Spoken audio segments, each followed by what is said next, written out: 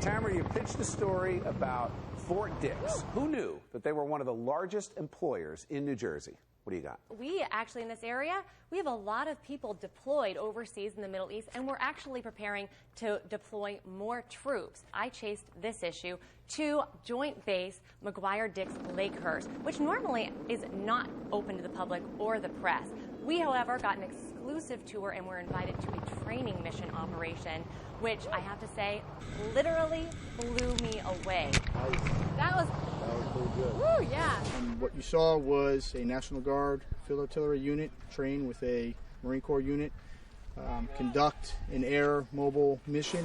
He actually took our Chase GoPro, so we got a first-hand look through the eyes of the Lieutenant Colonel. We're going to take those guys, we're going to connect the gun, we're going to airlift it to another place, shoot the gun, and then bring it back. The Joint Base, like you said, it's the second largest employer in New Jersey. It employs 35,000 people, and it contributes about $4 billion to our state GDP. Assemblyman Ronald Dancer, he released a press statement concerned that because of the pending financial budget cut, that our base, our joint base, might be at risk of being on that cutting block. The United States Assistant Secretary to the Army testified just recently that the Army would need another round of base closings. Assemblyman Dancer's doing his job. You got to defend these jobs like you would any others. Just because the federal government's paying the checks doesn't mean they're not important to the Garden State. I have to say, I'd like to know more about why the joint base at Fort Dix is potentially vulnerable.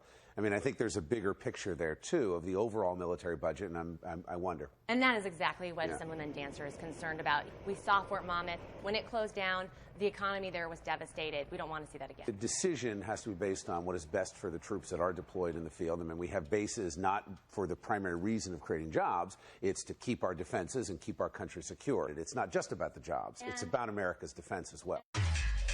Coming up in today's